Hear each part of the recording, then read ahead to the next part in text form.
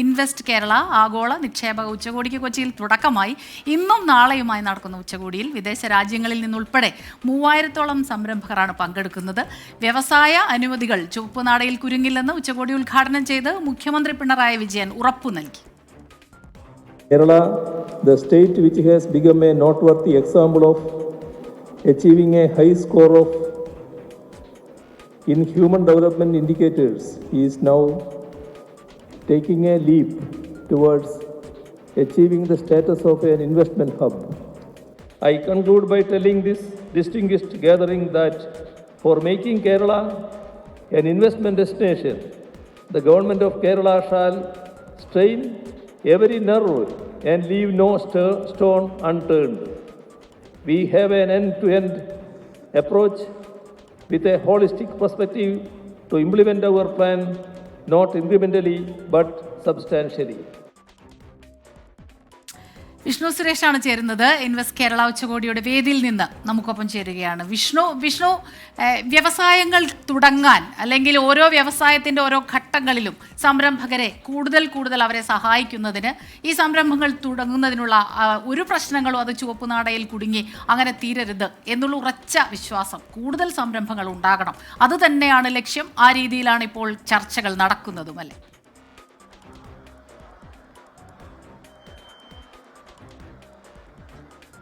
പുതിയ സംരംഭകർക്ക് ഒരു വിശാലമായ പ്ലാറ്റ്ഫോം തുറന്നിടുകയാണ് കേരളം ഈ സബ്മിറ്റ് വഴി ഉദ്ദേശിക്കുന്നത്. രാവിലെ അതുമായി ബന്ധപ്പെട്ടുള്ള സെഷനുകളൊക്കെ ആരംഭിച്ചിട്ടുണ്ട്. 30ഓളം സെഷനുകളാണുള്ളത്. ഏകദേശം 3000-ലധികം വരുന്ന ഡെലിഗേറ്റ്സുകൾ പങ്കെടുക്കുന്നുണ്ട്. ഇതിലേറ്റവും പ്രധാനപ്പെട്ടത് യാഥാർത്ഥ്യബോധമുള്ള പദ്ധതികൾ, അതിൽ കൂടുതൽ പ്രാധാന്യം നൽകി ആ പദ്ധതികൾ ആവിഷ്കരിക്കാനായിരിക്കും തങ്ങൾ ശ്രമിക്കുകയെന്നാണ് വ്യവസായ മന്ത്രി പി രാജീവ് പറഞ്ഞത്. അതായത് കുറെ കോടികൾ അങ്ങ് വന്ന് പ്രഖ്യാപിച്ച് പോവുകയല്ല, അത് കേരളത്തിന്റെ ക്ലൈമാറ്റിക് ചേഞ്ചസിനും അതോടൊപ്പം തന്നെ കേരളത്തിന്റെ സാങ്കേതിക വിദ്യയൊക്കെ ഉപയോഗിച്ച് ഇവിടെ കൃത്യമായി നടപ്പാക്കാൻ പറ്റുന്ന പദ്ധതികളായിരിക്കും ഇന്ന് ഈ സബ്മിറ്റുമായി ബന്ധപ്പെട്ട് സ്വീകരിക്കുക. ഇന്ന് ഈ ഇൻവെസ്റ്റ്മെന്റുകളല്ല, കൂടുതൽ ഈ താല്പര്യപത്രം ഒപ്പിട്ട് വാങ്ങുകയായിരിക്കും ഈ സബ്മിറ്റുമായി ബന്ധപ്പെട്ട് ഉണ്ടാകുക. അതിനുശേഷം വിശദമായ ചർച്ചയൊക്കെ നടക്കും.